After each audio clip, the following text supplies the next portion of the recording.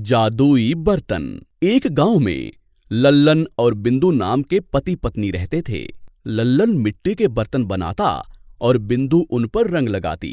बिंदु और लल्लन बर्तनों को बेचकर अपना गुजर बसर किया करते थे। वो एक छोटी सी झोंपड़ी में रहते थे। बारिश का मौसम आया तो लल्लन को बर्तन बनाना मुश्किल हो गया। एक दिन बिंदु लल्लन से कहती है, सुनिए, घर में अनाज खत्म होने को आया है। बारिश की वजह से बर्तन भी सही तरीके से नहीं बन पा रहे। पिछले 4 दिनों से हमने एक भी बर्तन नहीं बेचा है। हाँ, परेशान मत हो, देवी माँ पर विश्वास रखो, वो जरूर कोई ना कोई रास्ता बताएंगी। लल्लन और बिंदु दोनों देवी माँ को प्रणाम करके सो जाते हैं। बहुत जोरों की बारिश हो रही थी। अचानक आधी रात को दरवाजे पर आहट होती है। लल्लन उठकर दरवाजा खोलता है। दरवाजे पर एक बूढ़ा आदमी खड़ा था। बाबा, कौन हो आप और इतनी रात गए इस बारिश में क्या कर रहे हो? बेटा, अगर तुम बुरा ना मानो तो कुछ खाने के लिए है तो दे दो, बहुत भूख लग रही है। बाबा, क्षमा कीजिए, घर में खाना खत्म हो गया है।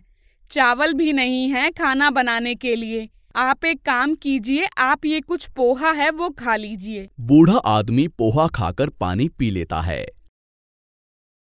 और तीनों सो जाते हैं। लल्लन सुबह उठकर बाहर जाता है। बाहर बहुत सुंदर वातावरण था। लल्लन के सारे बर्तन बने हुए थे और उन पर बहुत ही सुंदर रंग चढ़े हुए थे। ये देख लल्लन आश्चर्यचकित होता है और भागा भागा अंदर जाता है बिंदु को बताने के लिए। अंदर वो बूढ़ा आदमी एक स्वामी जी के रूप में बदल जाता है। बेटा, घबराओ मत, तुम लोग बहुत अच्छे इंसान हो। रात को मैंने तुम लोगों की परीक्षा ली, जिसमें तुम लोग खरे उतरे हो। ये लो, ये जादुई बर्तन है, इसमें तुम जो चाहो वो मांग सकते हो। ये कहकर वो स्वामी जी गायब हो जाते हैं।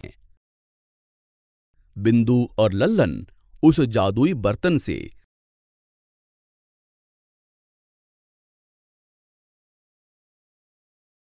गरीबों की मदद करते थे। पर लल्लन और बिंदु अपने हाथों से बने बर्तन बेचकर ही अपना गुजर बसर किया करते थे। दिन ऐसे ही गुजर रहे थे। एक दिन बिंदु का भाई रघु बिंदु के घर आता है और वो उस बर्तन को चुरा लेता है। वो सोना, कपड़े, पैसे मांगता ही रहा, पर उसे कुछ भी नहीं मिला। वो बिंदु से बर्तन के बारे में पूछने लगता है। बिंदु सारी बात बता देती है। रघु बर्तन को वहीं छोड़कर अपने घर वापस चला जाता है। घर जाकर वो अपनी पत्नी को सारी बात बताता है और उससे कहता है, देखो, तरह तरह के स्वादिष्ट भोजन बनाना। अगर हमारे घर कोई आए तो उन्हें हम अच्छा खाना खिलाकर जादुई बर्तन ले लेते हैं। उस रात रघु के घर पर दस्तक होती है। रघु जाकर दरवाजा खोलता है। दरवाजे पर 2 आदमी खड़े थे। आइए आइए, खाना खाइए।